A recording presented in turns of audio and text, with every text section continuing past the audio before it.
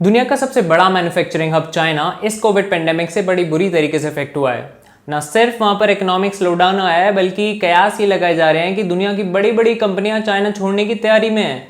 वो छोड़कर इंडिया आ सकती हैं या और भी कई देश जा सकती हैं। कयास ये भी लगाए जा रहे हैं कि चाइना यूएस को ओवरटेक करके दुनिया की सबसे बड़ी इकोनॉमिक सुपर पावर बन जाएगा।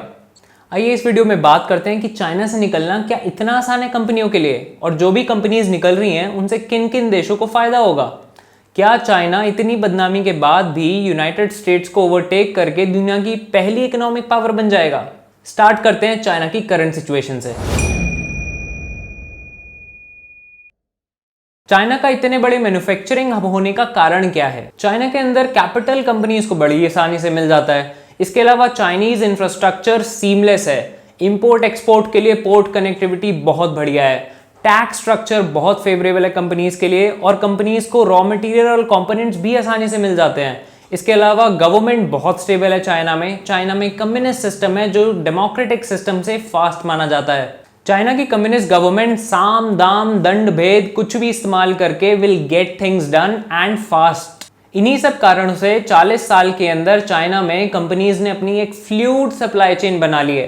इससे न सिर्फ केवल चाइना की डेवलपमेंट हुई है, इन सब कंपनीज ने करोड़ों रुपए छापे हैं। इसके अलावा पूरी दुनिया भर के लोगों को सस्ता सामान मिला है।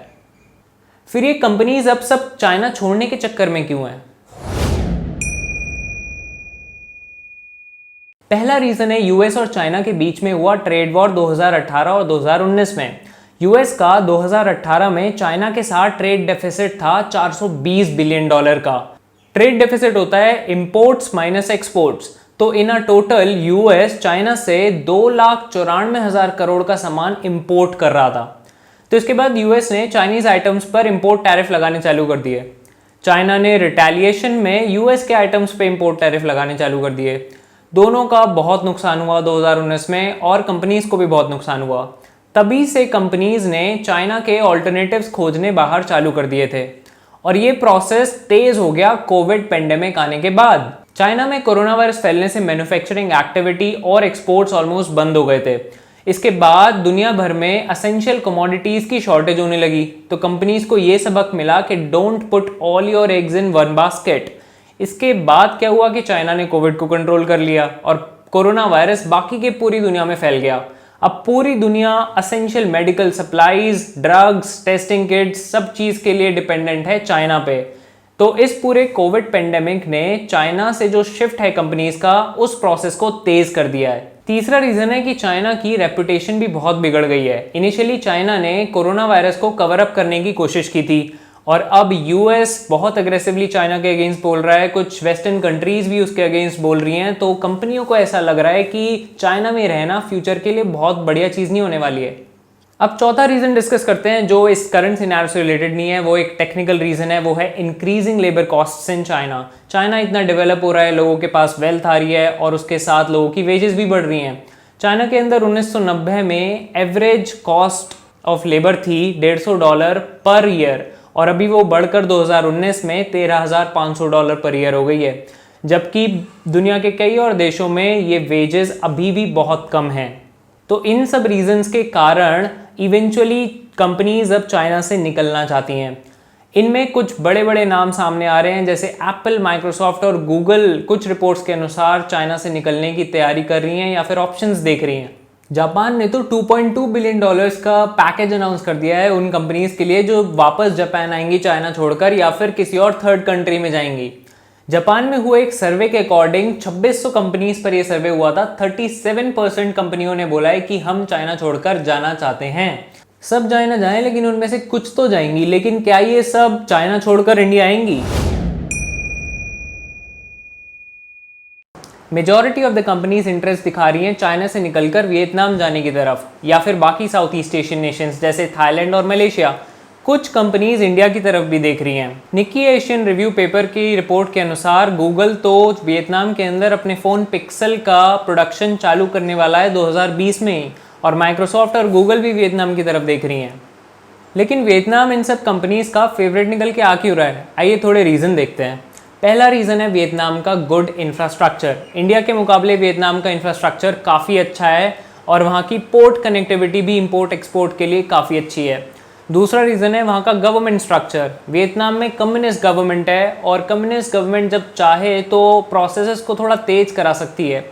तीसरा रीज़न है प्रॉक्सिमिटी टू चाइना। कंपनीज अपनी पूरी सप्लाई चेन चाइना से एकदम शिफ्ट नहीं कर सकती, सप्लाई चेन बनने में सालों लग जाते हैं, तो अभी भी कंपनीज को कंपोनेंट्स चाइना से ही लेने पड़ेंगे और वियतनाम चाइना के बहुत क्लोज है, तो प्रॉक्सिमिटी होने के कारण वियतनाम एक फेवरेट कंटेंडर उभर के आ रहा है कंपनीज का। चौथा रीज़न है वियतनाम का हेल्थ एंड एजुकेशन सिस्टम, जो कि डायरेक्टली और इनडायरेक्टली कंपनीज को और कंट्री की इकोनॉमिक सिस्टम को इम्प्रूव करने में अफेक्ट डालता है। हालांकि इंडिया के भी कुछ पॉजिटिव्स हैं, इंडिया भी वियतनाम से कुछ चीज़ों में आगे निकलता है। पहला है लोअर लेबर कॉस्ट। इंडिया के अंदर मिनिमम वेज है $80 से $120 पर मंथ, जो वियतनाम में करीब $110 से $170 के बीच में है, और यही वेजेस चाइना के अंदर अभी 200 से $350 के बीच हैं, और यूएस के अंदर तो वॉपिंग $1160 है। दूसरा रीज़न है इंडिया की पॉपुलेशन इतनी ह्यूज है और इंडिया के अंदर प्रोडक्ट के लिए एक रेडी मार्केट है, इसीलिए कई सारी कंपनीज इंडिया की तरफ भी देख रही हैं। लेकिन उनके इस इंटरेस्ट को मटीरियलाइज करने के लिए सरकार को थोड़े स्ट्रिक्ट और थोड़े कॉन्क्रीट स्टेप्स उठाने पड़ेंगे, क्योंकि मैन्युफैक्चरिंग सेक्टर के अंदर लैंड एक्विजिशन, इलेक्ट्रिसिटी कनेक्शन और बाकी के रिलेटेड क्लियरेंसेज ये सब बहुत ज़्यादा टाइम ले लेते हैं। तो स्टेट गवर्नमेंट्स को एफिशिएंसी दिखानी पड़ेगी और एक्टिवनेस दिखानी पड़ेगी इन सब कंपनीज को ल्योर करने में। मीडिया रिपोर्ट्स के अकॉर्डिंग यूपी और तमिलनाडु गवर्नमेंट ने किसी लेवल पर स्टार्ट किया है कंपनीज के साथ इंटरेक्ट करना और उनको ल्योर करना कंट्री में। वैसे मार्च में ही इंडियन सेंट्रल गवर्नमेंट ने एक स्कीम लॉन्च की है, production incentive scheme to boost electronic manufacturing in India. वैसे इलेक्ट्रॉनिक मैन्युफैक्चरिंग इंडिया में तेज़ी से बढ़ रहा है। 2015-16 में 68,000 करोड़ वैल्यू की इलेक्ट्रॉनिक प्रोडक्ट्स बने थे और वो 2018-19 में 1,30,000 करोड़ हो गए हैं। एक और कंट्री है वेस्ट में जिसको इस सारे सिचुएशन का बहुत फ़ायदा हो सकता है, वो है मैक्सिको। मैक्सिको यूएस चाइना के ट्रेड वॉर के बाद ही कुछ यूएस कंपनीज की एक अट्रैक्टिव डेस्टिनेशन बन गई थी because of its vicinity to the US, और ऑब्वियसली यूएस से तो लेबर कॉस्ट वहाँ पर कम होंगी ही। यूएस की एक इक्विटी फर्म टेम्पेस्ट कैपिटल के अकॉर्डिंग मैक्सिको को 12 से $19 बिलियन का फायदा होगा from Chinese redirects. Now coming to the big question, will China let this happen, या फिर उल्टा चाइना यूएस को ओवरटेक करके दुनिया की सबसे बड़ी इकोनॉमी बन जाएगा? Currently China is back on its feet. अभी सिचुएशन ऐसी है कि पूरी दुनिया में वायरस फैला हुआ है और पूरी दुनिया चाइना के ऊपर डिपेंडेंट है मेडिकल सप्लाईज के लिए, चाहे वो इंडिया हो, चाहे वो इटली हो, यूएस हो या फिर और भी कोई कंट्री हो। चाइना 50+ कंट्रीज में मेडिकल सप्लाईज भेज रहा है, कुछ जगह पैसों में और कुछ जगह as an aid. Soft diplomacy दिखा रहा है चाइना, बिग ब्रदर का काम कर रहा है जो काम यूएस करता था। डोनाल्ड ट्रंप के आने के बाद यूएस धीरे धीरे मल्टीलेटरल ऑर्गेनाइजेशन से अपना हाथ खींचता चला जा रहा है और एक पावर वैक्यूम क्रिएट हो रहा है जिसको चाइना बखूबी फिल करने की कोशिश कर रहा है। ये सब एड्स और ग्रांट से जो चाइना की इमेज बिगड़ी है उसे सुधारने में हेल्प मिलेगी। चाइना से कई कंपनीज बाहर निकलने का रास्ता देख जरूर रही हैं, लेकिन मेरे ओपिनियन में ये ज़्यादातर कंपनीज चाइना में ही रुकेंगी, केवल कुछ कंपनीज बाहर आएंगी, और जो बाहर आएंगी भी उनकी भी मेजॉरिटी सप्लाई चेन चाइना में ही रहेगी। इसके कई रीजंस हैं, आइए देखते हैं। पहला रीज़न है यूएस की हालत कोरोना वायरस से बहुत ख़राब होने वाली है। अभी तक यूएस के अंदर केसेस कम होना चालू नहीं हुए हैं, पीक वहाँ पर केसेस का आया नहीं है, और यूएस ने ऑलरेडी अपनी इकोनॉमी खोलनी चालू कर दी है, जिससे ये माना जा रहा है कि वहाँ पर केसेस और ज़्यादा बढ़ेंगे। 2021 के अंदर भी इकोनॉमिस्ट ये मान रहे हैं कि यूएस में रिसेशन रह सकता है। यूरोप और वेस्टर्न कंट्रीज़ की हालत भी ऐसी ही खस्ता रहने वाली है। तो ऐसे में कोई भी कंट्री चाइना के साथ ट्रेड वॉर नहीं कर पाएगी, क्योंकि ट्रेड वॉर में दोनों ही पार्टीज़ का नुकसान होता है। तो इवेंचुअली गवर्नमेंट प्रेशर के कारण तो एटलीस्ट कंपनी चाइना को नहीं छोड़ेंगी। बात करते हैं दूसरे रीज़न की। वायरस तो पूरी दुनिया में फैला है, लेकिन चाइना ने अपने स्ट्रिक्ट या फिर ड्रैकोनियन स्टेप से इस वायरस को कंट्रोल कर लिया है, जो कि वेस्ट में कोई नहीं कर पाया। मैन्युफैक्चरिंग एक्टिविटी चाइना में बहुत तेज़ी से बाउंस बैक कर रही है। चाइना ने फिर से एक बार अब एफिशिएंसी दिखाई है इमरजेंसीज़ को कंट्रोल करने में, और इससे कंपनीज़ का भरोसा चाइनीज़ गवर्नमेंट में और ज़्यादा बढ़ गया है। तीसरा रीज़न है the strong supply chain in China. Companies को एक कंट्री के अंदर पूरी सप्लाई चेन स्टैब्लिश करने में सालों लग जाते हैं, तो कंपनीज़ ना तो चाइना से एकदम मूव करना चाहेंगी और ना ही वो कर पाएंगी। कंपनीज़ केवल छोटा मोटा प्रोडक्शन चाइना से बाहर लेके जाएंगी या फिर डाइवर्सिफाई करेंगी। एप्पल के सीईओ टिम कुक ने भी एक इंटरव्यू में चाइना से शिफ्ट होने पे बोला है कि you're talking about changing a few knobs, not some sort of wholesale fundamental change। मतलब एप्पल का अभी भी मेजॉरिटी बिजनेस चाइना में ही रहेगा, केवल छोटा मोटा पार्ट ऑफ प्रोडक्शन वो लोग बाहर लेके जा रहे हैं। आते हैं चौथे रीज़न पे। कंपनीज अभी भी चाइना पर डिपेंडेंट हैं for basic raw material and basic components. China में 40% प्रोडक्ट्स जो 2019 में एक्सपोर्ट हुए थे वो तो फिनिश थे, लेकिन 60% प्रोडक्ट्स जो थे वो कंपोनेंट्स थे, बेसिक कंपोनेंट्स। तो अगर आप चाइना से बाहर आ भी गए असेंबली करने के लिए, तो आपको बेसिक कंपोनेंट्स तो चाइना से ही मंगाने पड़ेंगे, और जब चाइना उनका सप्लाई कंट्रोल कर रहा है तो वो कंपनीज को परेशान कर सकता है या फिर रोक सकता है बाहर जाने में।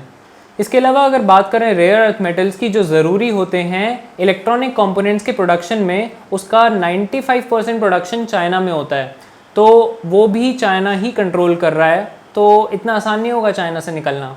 और फाइनल रीज़न है चाइना की कई साल से चल रही डेट ट्रैप डिप्लोमेसी। चाइना के पास $3 ट्रिलियन का फॉरेन रिजर्व है, दैट इज़ 21 लाख करोड़ रुपए।